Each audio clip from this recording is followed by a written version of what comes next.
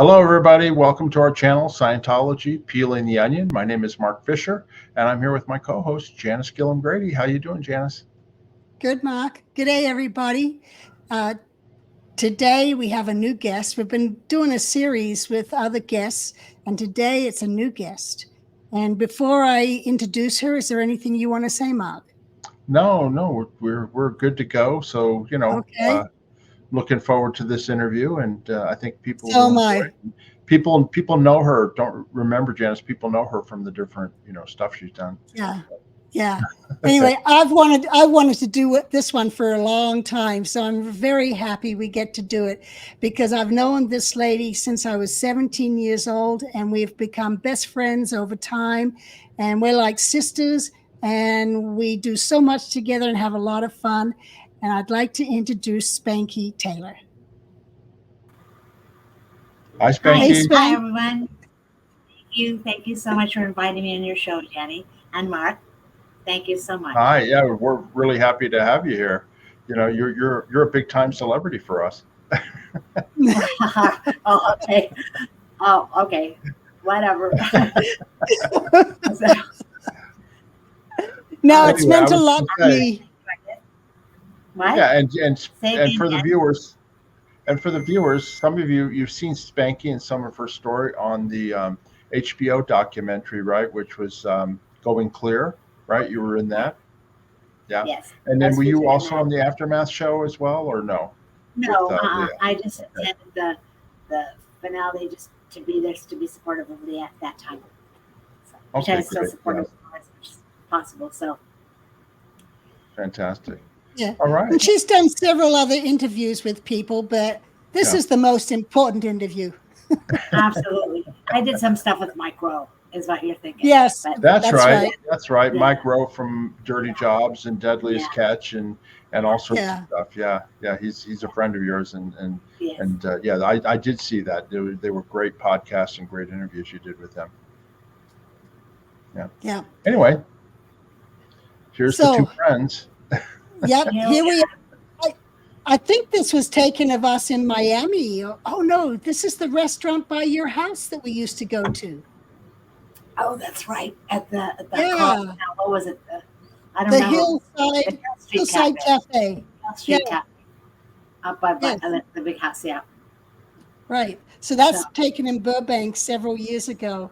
I used to go and stay with Spanky when I'd go visit LA, and we'd go to the Hillside or the Hill Street Cafe. And we met a couple of people there. I'm sorry? We met a couple of people there. I remember Skip Press showing up while we were there. Yeah, that just coincidentally. Yes, yeah, that's right. So, all right, Mark, if you want to start with the questions, that'll be. Yeah, well, I mean, obviously, the most obvious question we always ask everybody is, you were a teenager, young girl, or whatever. How did you get involved in Scientology? And tell everybody, I know you're from the Bay Area. Is that right? Yeah, I got involved at the Santa Clara Mission because there were friends that I had that had a band, Robbie, Jeff Levin, Jeff Levin, and Albert BC, and they were on lines at the mission. And there they are. So the two in front are Robbie and Jeff, and the one in the black shirt is Al for BC. They were all at that mission, and they got me to come in. I followed them in. They told you to come in? Yes, they got me to come in. So how were you fans of the band, or did you know? Yeah, I love their music and I love their pen, and I was a fan. I mean, sort of a fan, and I knew them socially as well. So and we had other friends in common. So, but primarily I loved what they did. I followed what they did, and then we became friends from that point. And then when they got in Scientology, they told me about it, and I was all eager to get involved. I was quite young. I think it was back at 67, or I think back then when I first got involved, like a long time ago. No, didn't you go to school with them, the same high school? No, they went to schools in the area. Al went to a Catholic boys' school called Bellarmine High, and Robbie. Well, at that time, that they were in Scientology. I think they were already starting college, but they'd gone to real good high school. Charlie Rush was at Cupertino. I had a lot of friends at Cupertino High School. We had all close school connections and friends and stuff. So, oh, you knew Charlie Rush? yes, a lot. Yeah. Yeah, he was really well loved. I mean, he was really well loved in high school, particularly. Yeah, Yeah, just Mark, for our you'd viewers. be amazed. Mark, you'd be amazed at the group that came out of that Santa Clara, San Jose area. Even Sandy Holman went to the same school and has her yearbook with the photo of the people in there they performed Right. it from. And Right, Al and Robbie went to the same primary school together, and they were like police crossing guards or something. Robbie was saying they had a lot of status because they were crossing guards together. You know, Yeah, and like just so I keep trying to say, just so for our viewers know, Charlie Rush, what we all know him because he was a musician on the ship, and then he was a musician at the Golden Era Productions base, and he was married at one time to Annie Broker, Annie Tidman, Annie Rush. So we know him very well. Unfortunately, he's no longer with us, but he was always a great guy and a really good drummer. wonderful. Yeah. And he was a musician back then too. I mean, before I was even a Scientologist, he was in a local band with his brother Jim, and he was lovely, just a lovely guy, and very well loved at high school. Okay. And then so Yeah. you got into Scientology, and then Well, did you immediately go on staff, or what did you do? I was at the Santa Clara Mission, and I started volunteering there. And I was so young, but then Yvonne came to do an event there, and I met her, and that was it. I was so taken with her because from everything I'd heard about Scientology, and I met her, I thought, well, this is the real thing. This is the woman who actually epitomizes what it's supposed to be. She was so kind and so compassionate and so attentive and caring, and it's just like no one I'd ever met before. And this is Janis's mother, Yvonne Gillham. Yeah. Absolutely.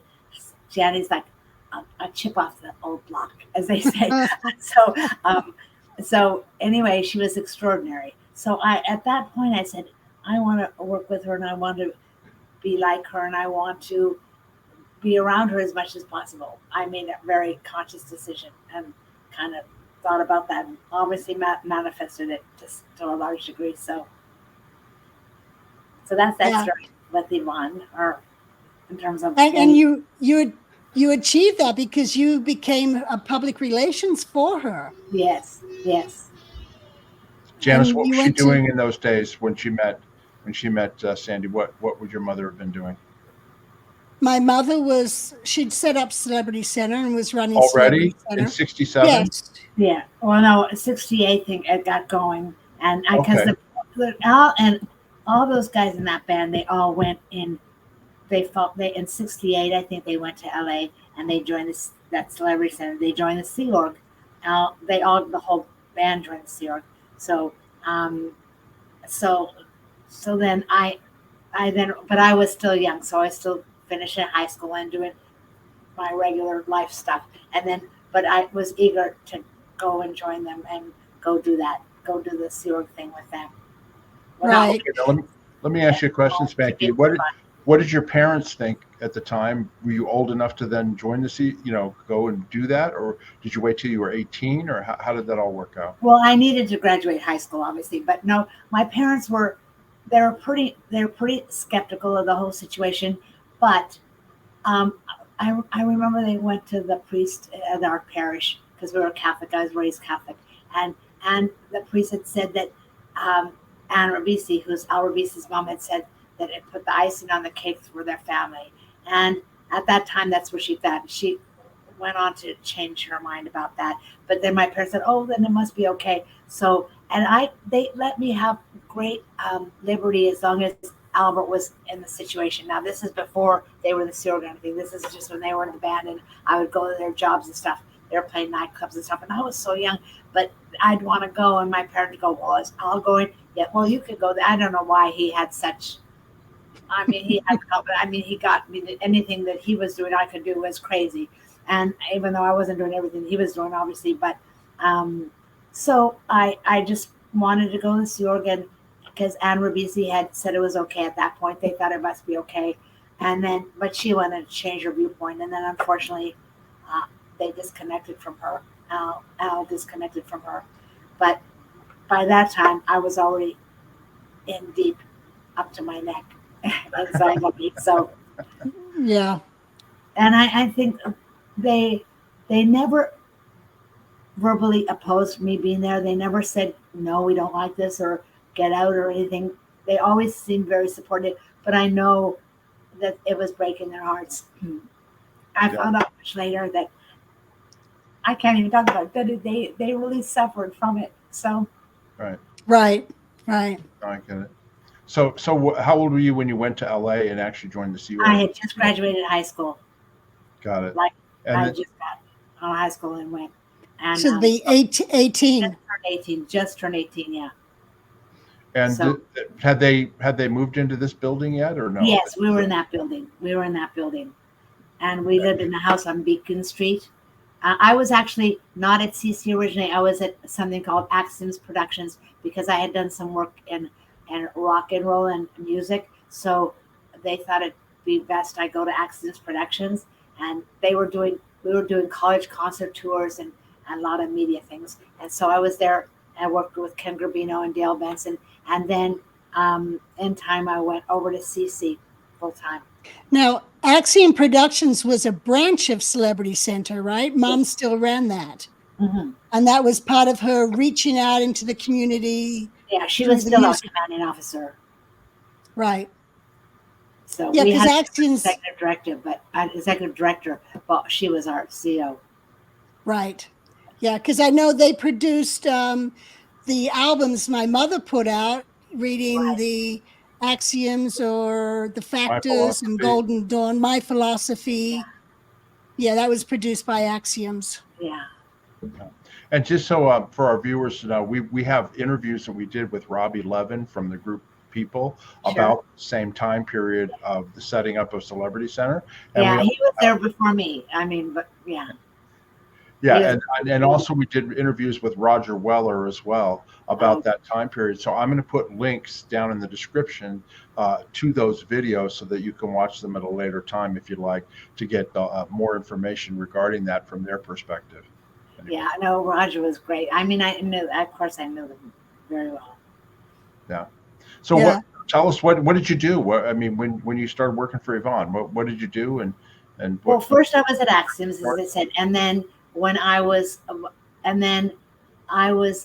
in the Sea Org, and then I was sent on mission to Toronto to do publicity for a band called Edward Bear, who had a big hit record in the country called Last Song.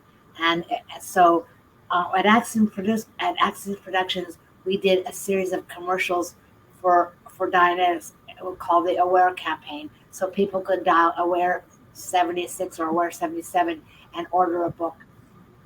And so we did the Aware campaign, and then I met them and the band because they asked Larry, the lead singer, to do like a public service announcement or a commercial for the Aware campaign, which he did.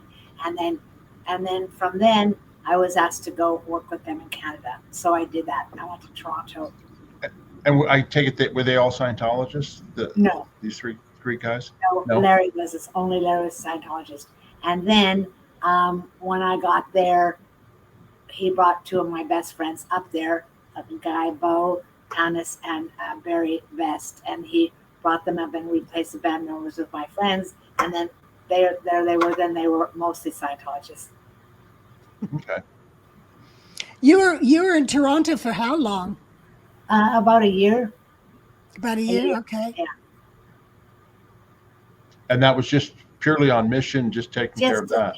Just be on the road with them and do a press for Scientology and L. Ron Hubbard. So when they'd be on the road, we'd go to a city and I'd call the mission or whatever organization was nearby and say the boys would go do an event there or a lecture there so they could get people in. And then we'd move on to the next town or whatever. And meanwhile, we do a lot of press. I'd call a lot of media, and so we got a lot of press for them as well because they were doing a lot of interviews, and they would talk about Scientology and L. Ron Hubbard. Right. Now, was that your natural ability, like being a public relations and speaking and public speaking, things like that? Like, did you always have a knack for that? Well, I would never, well, I wouldn't present myself as having an act to be a public speaker or anything like that. But I am good at connecting people with people, I think. I was going to say you're very personable, so I mean, I take it you've always been like that, right?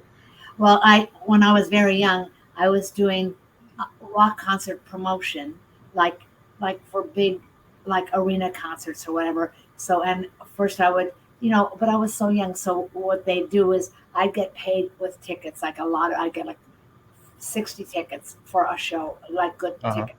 So then I would go to people and say, look, if you go stuff the lockers of your high school with these flyers, I'll give you 5 tickets, whatever, or 4 tickets. And so I got little armies of people going to do the promotions with me. And so that's what I was doing. And then later I was doing backstage hostessing at the concerts and putting that together as well. So I was just working in music. And then I went to Axiom, and then we worked in music. They were organizing these huge college concert tours, like with the Oingo, like the original Mystic Nights of the Oingo Boingo, they were called. Before Danny Elfman had Oingo Boingo. This is his brother Rick Elfman's band. And it was great fun, and they were just brilliant, those guys. So then we did that, and then after I came off the road with Larry and Edward Bear, I was asked what I wanted to do because I'd had a lot of success on that tour. And I think they were disbanding Axioms. I don't remember exactly what was going down, but so I was asked what I wanted to do. I could go in Div 6, or I could work with Yvonne. I thought there was no question. I think I'll work with Yvonne. Thank you for asking. So that was without hesitation. That wasn't a hard decision, was it? No.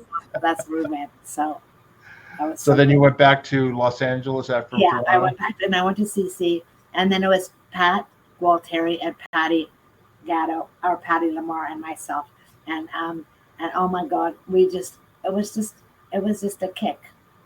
I'm going to show a picture of the Pat Gualtieri and yeah. He was. Pat told me that Heber, Milton, Yvonne, and Bobby were all lined up for a photograph, and then Mom sees Pat off to the side and says, Pat, come get in the photo. And he said he just slid in to that position, and that's when they took it. Oh, that's so funny. Yeah, and left to right in the back, that's Heber Jentzsch. Yeah. And then the gentleman with the beard, that's Milton Katsalis, the famous director and acting teacher. And then Yvonne, and then on the far right is Bobby Lyons, Robert Lyons, who's an actor, and then Pat Gualtieri down there. Bobby is still a Scientologist. Yes. Yeah. Unfortunately, I think he made his career kind of Scientology because he kind of slipped out of the acting thing so much. I don't think he works so much, but he teaches acting. Yeah, he does teach acting. So Now, what did you and Pat and all? I mean, what was basically your job? What did you guys do? I mean, obviously we were doing. What was your activities?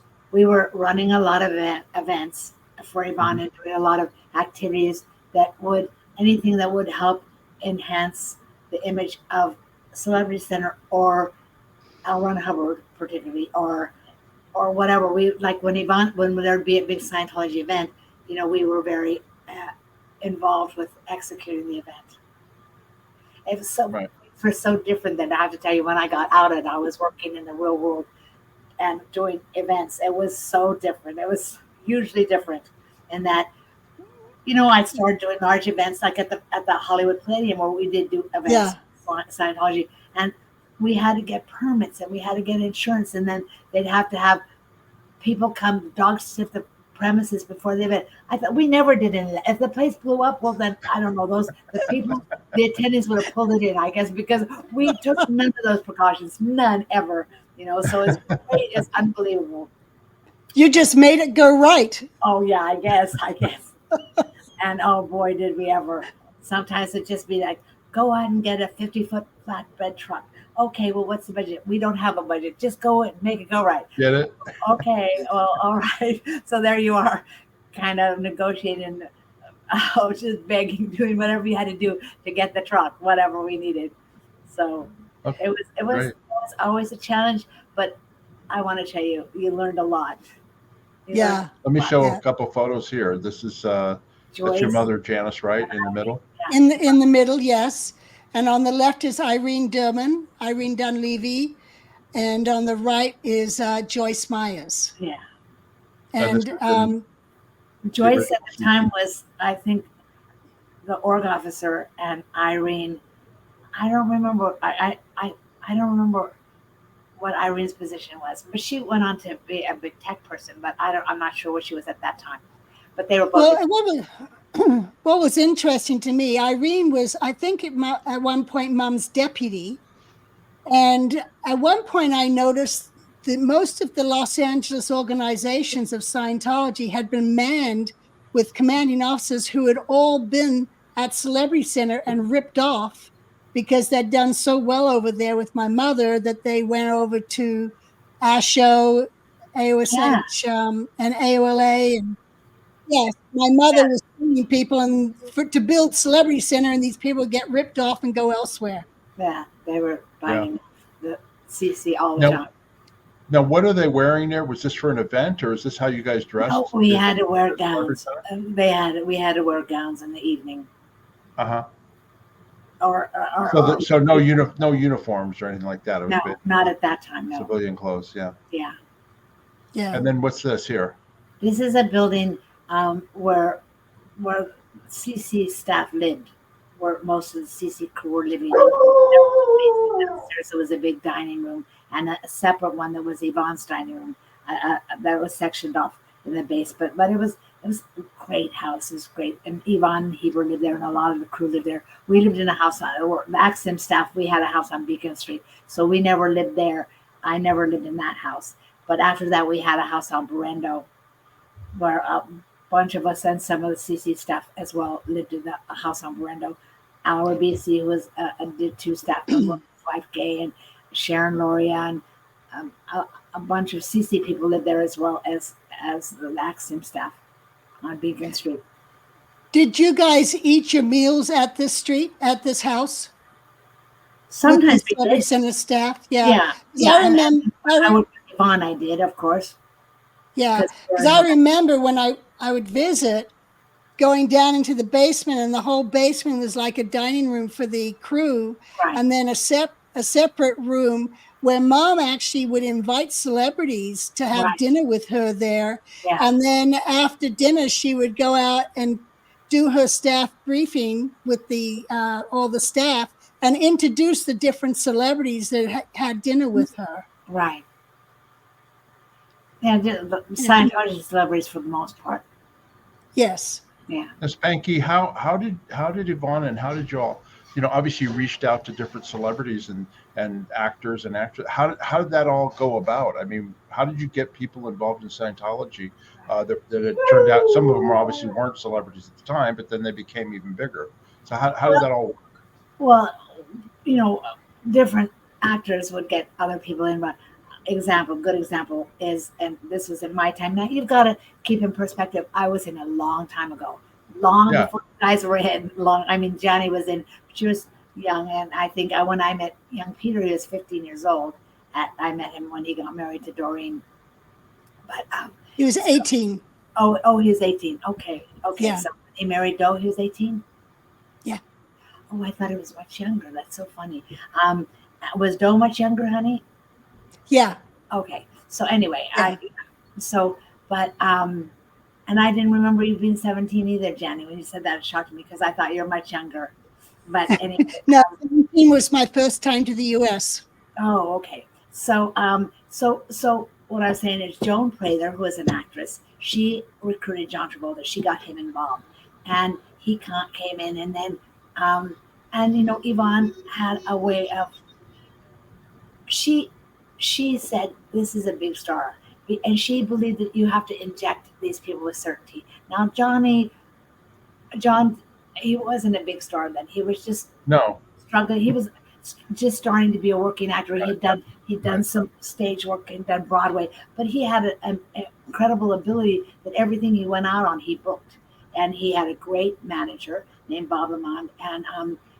he was very special. I mean, he really had the it factor. So everything he went out for, he booked, and he did it, and then he started telling other people about it. But we'd meet people and we'd recruit them. I got some people, and I went to Paul McCartney's birthday party, and I met Larry Anderson, brought him in, and was another actor spokesperson. And we'd kind of meet who we could and recruit who we could. I got a lot of people in, but prominers also created political allies for the organization. So I'd meet different politicians, assembly members, a couple senators, and I would create them as political allies for the church. So then I'd connect them with Heber, and then he'd kind of take over and run that part, and Right. do it with me. And just for our viewers to understand, John Travolta, at the time that he got involved with Scientology, was not John Travolta. I mean, like you said, he just was a new actor and all that. He hadn't even really gotten Welcome Back, Kotter, right? No, he had not. No, he hadn't. He'd done a couple commercials. He did a Band-Aids commercial. Right. He did an insurance commercial. He had done some stage. He did Grease on Broadway in the original cast, I think, and the Grease the musical. And so, but he hadn't broken out, but he had done a film with Joni, but it was a small part, and his head was Devil's Rain. Yeah, and I think he had a hood on for much of his part or whatever.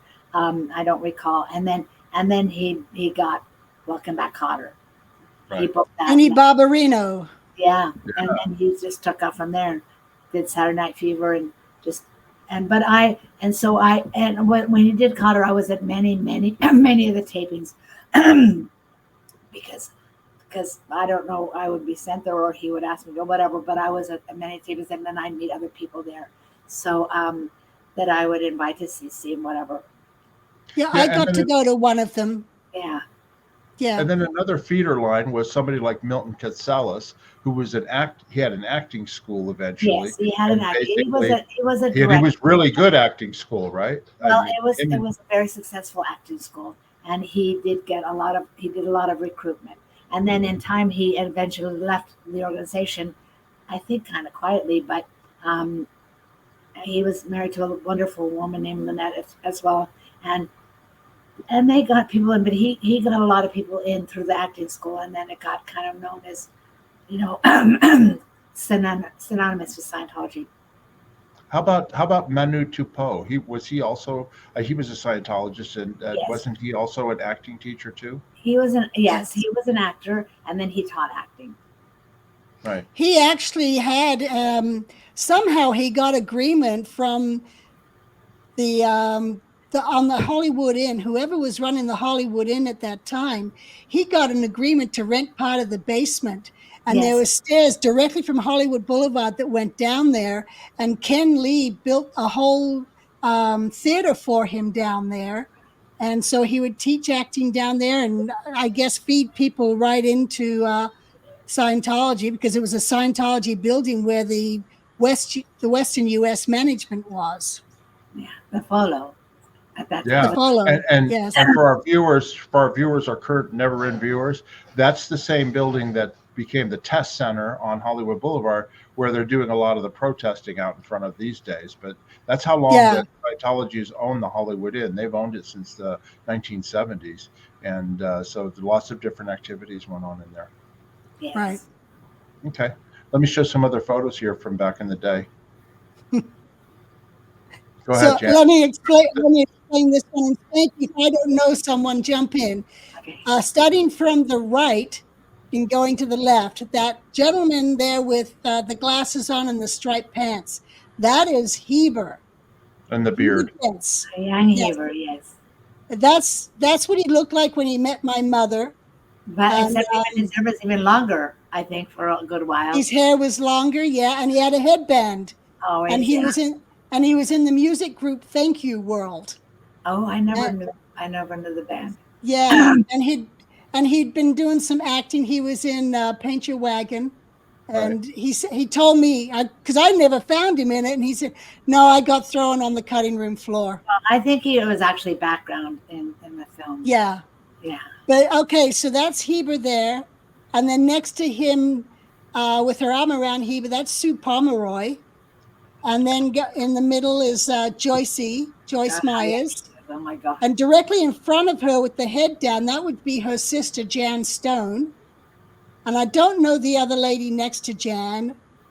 And Spanky, you think the guy behind her or next to Joyce is Larry? The person next to Joyce is Larry Wallersheim. Okay. I'm not sure. Yeah, and then I don't know the next guy, but the lady on the back at the left, that's Amanda Ambrose.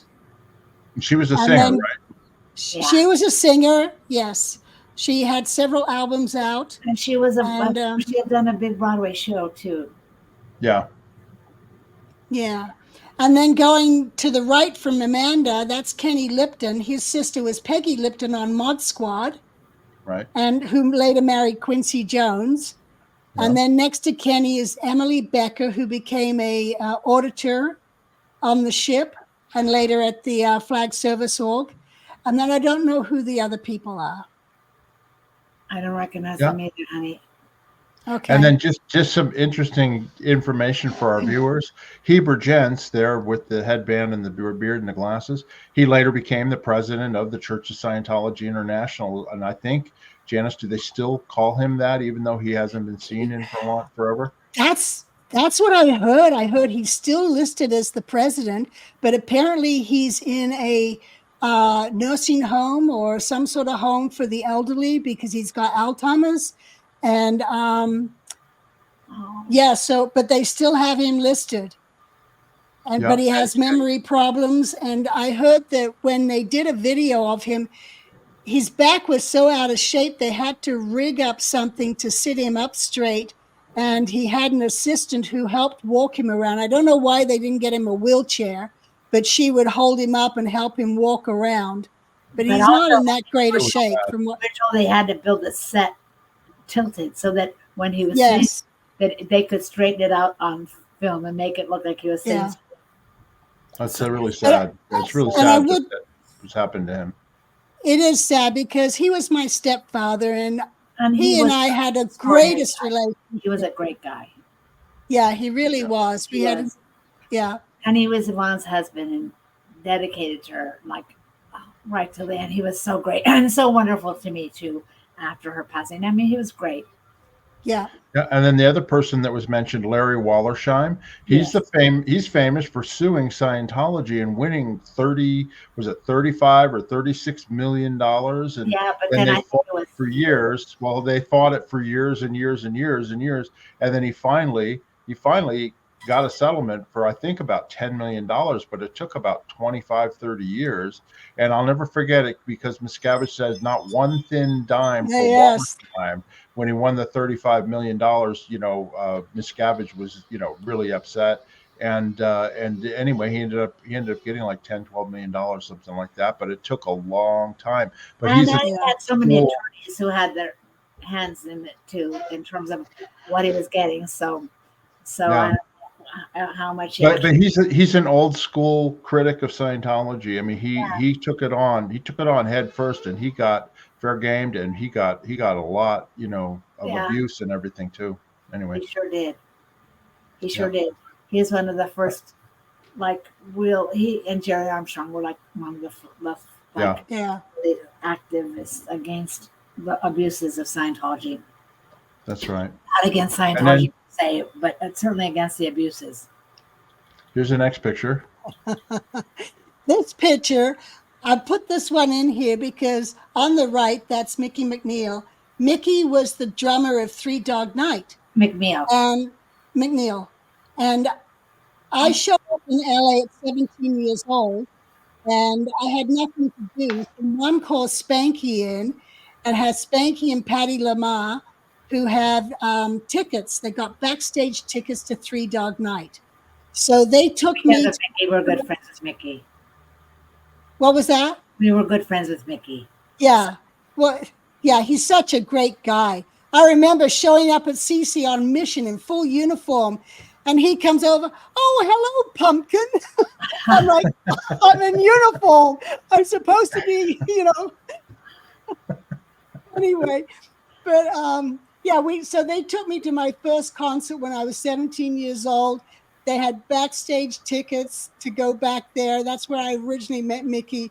And then we're sitting in the front row, and I'm like, Spanky, what's that smell? And she says, oh, You smell don't nothing. let You your smell mother nothing. know. Because everybody is getting high around her. Like, oh my God, I was so freaked out. Oh, don't inhale. Just stop breathing. I was so frightened that she'd tell her mom, oh, I got a contact high hanging out with Spanky and Patty. So Right. And then who are the other people, Janis? Oh, that's Bob Midoff, who is Ray Midoff's younger brother. And I don't know who the other girl is. Do you, Jenny? Audrey Fisher. That's odd. Oh God, I would never recognize her. Oh, she was such a doll. She was also married to Chris Maney. She was Audrey Maney for a while. That's right. That's right. And all right, so here. Oh. Yeah, go ahead, Spank. Oh, we were at the Manor Hotel. I mean, no, we were on 8th Street. And then from 8th Street, we moved to this building, I think in 75, right? Something right around there, right? Yes, Danny? Yes, it was November 75. Yes, and that was our second building, which is on La Brea in Hollywood. And you did the move between Sunset. overnight. It's between Sunset and Hollywood on La Brea Boulevard, right? Right. Yes. The building's still there, but it's a gym now or something. Yeah, it is a gym. Yeah, that's the first building I ever went to when I came to LA, was there at that Celebrity Center. Oh. And I remember sitting in the lobby because I was just joined the Sea Org and I was getting ready to go to Clearwater. And I'm sitting there, and John Travolta parked across the street. He had a Mercedes convertible, and he parked across the street and walked across and walked right in. And this is at the height of, Saturday Night Fever and all that. And of course, I just had to act cool, and I just sat there while I was waiting for whatever it is I needed. And then there was another time I was sitting in the lobby. For some reason, I hung out at the lobby a lot, and Priscilla Presley was brought in. Priscilla Presley came in there, and that was her introduction to Scientology. I don't know if it was through John Travolta or what, but I remember seeing her because they just said that she was getting involved with Scientology. I recruited her. I brought her in those first few times, so I made it to be with her. So because Elvis had been to a mission, and ignore that,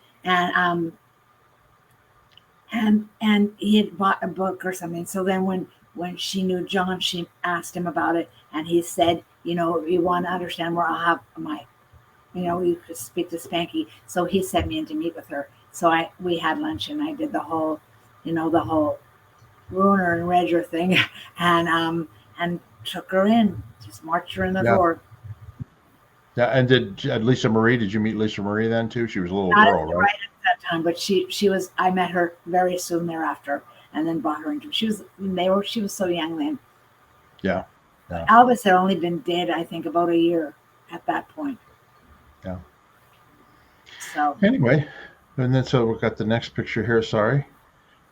Yep, and that's my mother with Diana Hubbard at the opening of that building on La Brea. Right. And then Janis, your mother knew Diana since she was a little girl, right? Because when you guys were at St. Hill, was she a teenager by then? Oh, my mother knew her before I went to England. My mother went over in 1962. So she would have been about 9 years old at the time. And so my mother was over there for the St. Hill Special Briefing course at St. Hill. And of course, met all 4 of the Hubbard children. And then when she came back to Australia, she set us all up as pen pals and had us all writing back and forth. And then I was like 6 years old. I wrote those big block letters and how do I spell this? And cute. And then eventually, Janis, when you went to St. Hill, you guys would play with the Hubbard kids, right? Yeah, we would. We'd actually.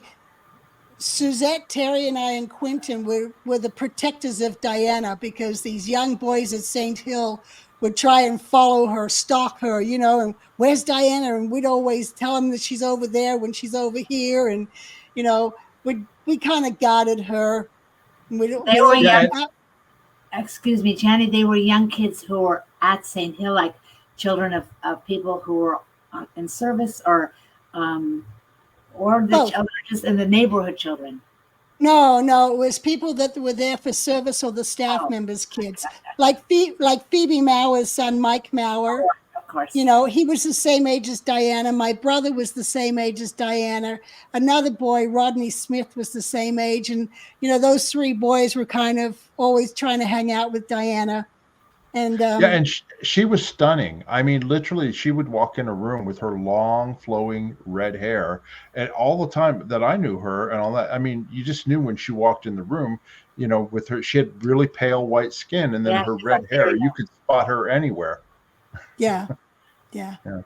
But she was like the oldest of all of us, and you know, if it's a rainy day outside, we'd all go inside, and she'd teach us to play different card games, Snap, and we'd play jacks. You know, those little jacks with a bouncing ball. Oh yeah.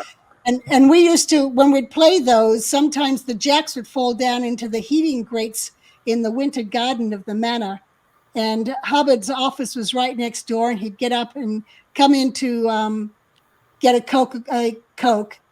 And he'd see us trying to lift the grates up, and he'd come over and lift the grates up and pull the jacks out for us. And then he'd teach us a few card tricks. Yeah. All right. And then what's this building here? This is the Wilcox Hotel, which is a building that was bought for the crew berthing, the CC crew berthing after they left the Lake Street house.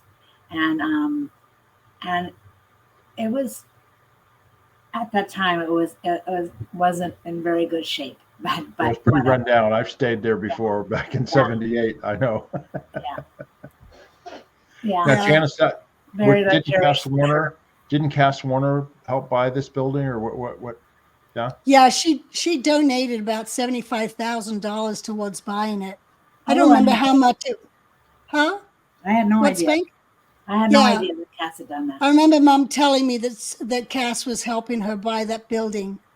Yeah, but now that building's all prettied up, and we went there for a lunch or a dinner. We had a brunch there. We had brunch after one of, I forget, we were doing a memorial service or something. So a lot of us, Jeff Hawkins was here, and Rowan, a whole bunch of us went. It's now it's like a hotel, like, and they have it's got a rooftop restaurant, and it's like, it's amazing what they've done to it. But so we went there for a brunch. A whole bunch of us. Is really grand and really fun, wasn't it, Jenny? It was a lot of fun, and they showed us some of the rooms, which were Star Wars rooms. Yeah. Now it's not Scientology owned anymore. No. Right. I sold it. But there were a lot of babies born in that building. I remember. That's true. Yeah. I remember being up there, and Mom was helping Sherry Faust. She was about to deliver, and I'm like hearing the yelling and the screaming, and Mom having her walk up and down the hallway, and I'm like, I'm never gonna have a baby. Taught me how, Chad says. Right. So funny. Yeah. And then let me go to the next picture here. Where is it? Here. I got another picture of your mother. Hold on. Oh wait, yeah, I did it wrong. There we go. Yeah. Yeah, that's her. When Jonathan Livingston Seagull came out, the book, someone got her this dress. And it was a hand-painted dress. It was a beautiful dress. I don't remember who did it or if she found it and bought it somewhere, but it was lovely. And she loved it. It's one of her favorites. Yeah. So she started wearing that to the events. Yeah. Or she would wear that robe that you saw in the earlier picture. Oh, right. Yeah. Right. Yeah, she wore that long robe as well. Yeah. And the line is the blue. And that's the manor. She's actually the first person that found the manor way back in the early 70s. Yeah. And suggested they buy it for Celebrity Centre. And instead it got purchased for the FOLO, the relay office in Los Angeles. And they were put in there, and then it was turned into a hotel with the FOLO down in the basement. And then the Guardian's office took the 6th and 7th floor. Right. So Mom was left. That's when she ended up going to and finding La Brea, because they wouldn't let her have the manor, though she was the one that found it. But then later on, after the Guardian's office sent up all sorts of false reports on her, they were removed as the commanding officer of CC, because they didn't like the connections that she had and felt that she was doing their job dealing with different political figures and celebrities. Which I thought that was what we're supposed to do, but whatever. So Exactly. for that, Exactly. But yeah, so once she got removed from being the commanding officer of Celebrity Centre, because based off all these reports, Hubbard finally says, well, how can she run an org inside facing and deal with all of the celebrities outside facing? So that's when they created the job of commanding officer and president. So the president dealt with the celebrities and the commanding officer ran the organization. So she actually was set up a PR organization, public relations, and her office was there in the manor. And Spanky went with her over to the PR org. And Joni, your sister-in-law, went as well. No, she never was at the PR. Oh, I thought I saw her over there. Well, she was at CC for a long time, and Greg were at CC. Yeah. And she went to Author Services. Oh, I thought she stopped over at the PR org. No, she was never at the PR org.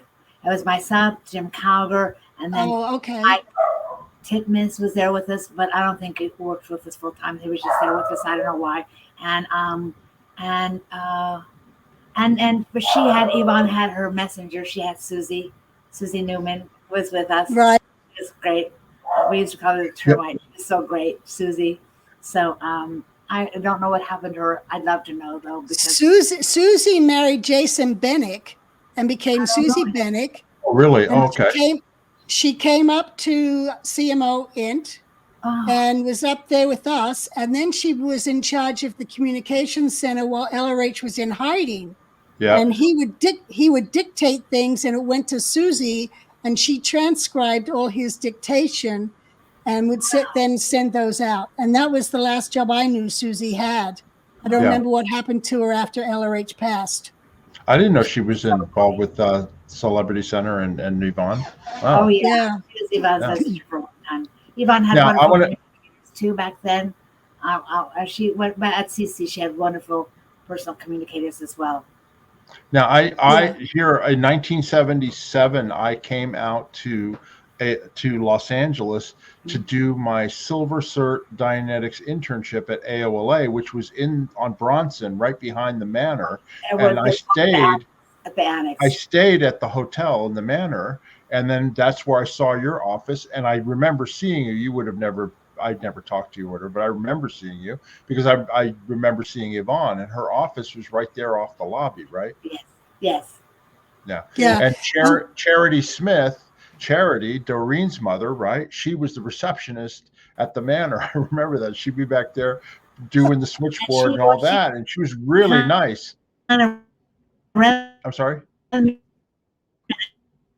then You're freezing we've got up a problem. Yeah. I lost you somehow. Okay, go ahead. There we go.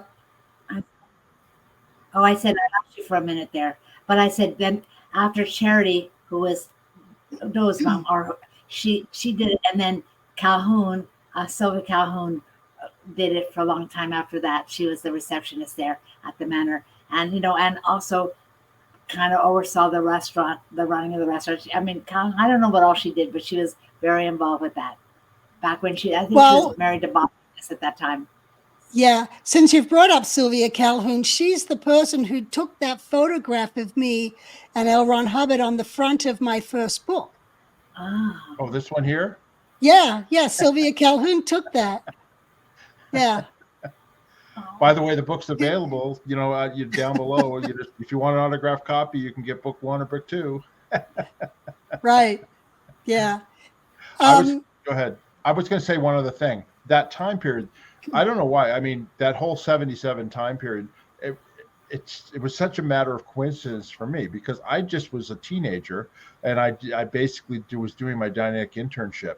The supervisor for the internship was Stacy Kellerhaus, who was later Stacy Young, Stacy Brooks, right? And Vaughn Young was on the internship with me, and he had his beard and a whole bit and all that. But so he and Stacy, you know, she was the supervisor and my supervisor and all that. And then they eventually got married and were in the Sea Org. And then Stacy was my twin in the RPF. And then they both left and started speaking out against Scientology. And I had a friendship with her. And it's just a really, what a coincidence there in the manor. That's where it all started. And Paul Kellerhaus was on the RPF with me. And Jesse, I remember my RPF class was huge. You know, there were like 200 of us at the time.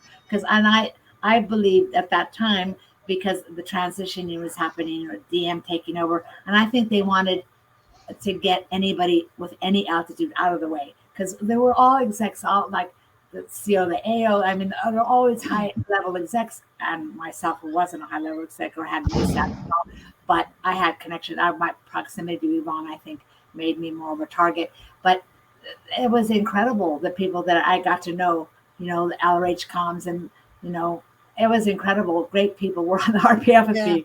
So I was very blessed. Now I have a question. Like you guys were all over at the manor, and she went to Mexico in October for a tour and got sick while she was down there. She went for an event. Yeah. So were you still at the manor then, or they'd already RPF'd you? No, I was an RPF till after her passing. So no, I was still at the manor. No, I was there when she was getting sick. Actually, she was getting sick a little before that, but I think she had a big stroke, I believe, when she was in Mexico. Yeah, she did. And then she came before that, she'd been having massive headaches, and she'd. Is it okay for me to discuss this, Jenny? You tell me. Yeah, go ahead. Okay. So, and she had lost a great amount of her vision. So when people would come to see her, I would just lean into her and say, "Sir Milton is here," or what I would whisper to whoever is, like, if it was you, Mark, and she'd go, "Mark, darling," you know. So she played it off really well. She did great. And then, but things got worse and worse for her. And then she just got more ill as time went by. And then she which has got into my whole story, which I told on the Going Clear thing, right. Which I wanted her to go to flight, because she kept telling me she needed to go to flight for a review, because she felt that she had her else scored on, or they had done something that was technologically wrong on her else. So she wanted to go for a review, but I couldn't get anybody to support her doing that. So that became the next battle and my next mission, to try to make that go right, which she finally got there, which is a blessing. But boy, it was a nightmare. Well, Terry always wondered if you were the person that called her and said your mom is really sick and nobody's taking care of her. Your mom was really sick. No one was taking care of her. But no, I was not that person. Okay. She either thought it was you or Irene that did it. But someone called her, and that's when she went over. I did call Irene. To say, please get her some help. Because Irene and Jack, I thought, had much more altitude than me, and I was falling on deaf ears getting her help. And now at this point, now she's at the Wilcox, and she's quite ill. Right. I was just worried sick about her. Yeah, because that's when Terry, when she got that call, she went over there to the Wilcox and found Mom laying in bed delirious and nobody there. And that's when she called 911. Yes, and that's when they found that she had the brain tumor. Well, that doctor. Yeah. So. Yeah. And I take it there was no, I mean, like Scientologists all believe, well, we don't need to see the doctor because there's something wrong with our case, rather than going to see a doctor on a routine basis when you're sick or you're not feeling right. Is that right? Crazy. It's just crazy. Yeah. And as a result, we have so many dead OTs for that very reason, that they didn't get treatment. Even if they had been diagnosed, they wouldn't get treatment because they thought they could handle it auditing, and like crazy. But we lost a lot, and even OTAs, Chick Corea and Kelly Preston, and so many dead celebrity Scientologists, as well as I can only imagine the staff members that are dead Well, and my sister, who was a public Scientologist, she died of colon cancer. She was only 52 years old, and it could have been handled if it was diagnosed earlier. It's the easiest form of cancer to cure, and she passed away too early. Well, Yvonne was only 50 years old when she passed away. Yeah. Wow, that is young. Yeah, wow. she had her stroke in Mexico on her 50th birthday. Yeah. Unbelievable. Yeah. It's the negligence.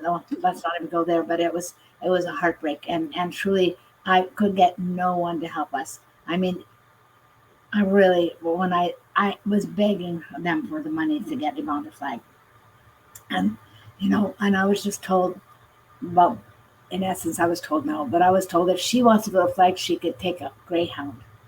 I was like, what? She could take an effing Greyhound. I was like, yeah. People disrespected her at that time, or what was the deal? There was a weird, bizarre thing between she and the GO. I don't know why, and I don't know the background on it, but I think it had to do with some kind of jealousy factor that happened early on. But so this was a person who just didn't want to help us and didn't want to help her. So for whatever reason, but it was sad to me. Well, she was also the CEO of the PR org, which had no funds. She set it up like she set up Celebrity Centre with nothing. But because you were supposed to get fed by Celebrity Centre, right? Well, yeah, we did. We'd do a little events and we'd get money however we could, but we'd have to generate ourselves. Right. So that she had no org that was supporting her. And here she was with a few staff members trying to start from nothing again. Yes. Which is exactly how she started Celebrity Centre, from nothing. Yeah. Yeah, and it's a shame because the Guardian's office, they were involved in this whole thing. I mean, Yvonne, next to L. Ron Hubbard, Yvonne was the most popular person probably in Scientology in the 70s, right? Well, and I have to tell you, I think Yvonne was a bigger star than L. Ron Hubbard, which is an issue, I think, for L. Ron Hubbard. Because Yvonne, we had lots of keys to the city, a lot of things that were gone for her and the introductions that were made for her, and people rallied around her to give her tremendous support. And there were no bigger stars than L. Ron Hubbard. So that she was so well loved and so highly respected by so many. But like I said with John, she believed he was a star before anybody else did, because she really thought, no, you have to manifest that. They have to manifest. You have to convince them and treat him as that he is, and not stuck in becoming just he is already. So he did manifest it, but he was great. He was so talented and special. He's a special guy. John Travolta. Right. Yeah. Back to Yvonne. Yeah, you bring up the keys to the city. I remember she had like a 2x2 box which had all the keys of the city in it. There was so many. Yeah. And Hubbard even called her the celebrity of celebrities. And when she passed away, he wrote an order that the Celebrity Centre and the Manor was to be turned into a shrine for her. And you can see that never happened. No. And well, what's interesting is Amy Shelby was the watchdog committee for Celebrity Centre and handled all those renovations. And I said, why didn't you follow that order that said it was to be a shrine for her? And she's like, I never saw the order. So Miscavige must have withheld that, because all the orders are on computer. So if she didn't see that order and nobody brought it up, how is she to know if someone's holding it back? And Amy didn't know your mom, right? She probably never knew your mom. No, she didn't. But she didn't even know the order. Otherwise, she would have done exactly what he said. Right. But so that order was held back, that it was to be a shrine for her. Janis, do you think there was ever any jealousy between Hubbard and Yvonne? Like, did you ever see that from your end? Let Spanky answer that. Okay, go ahead, Spanky.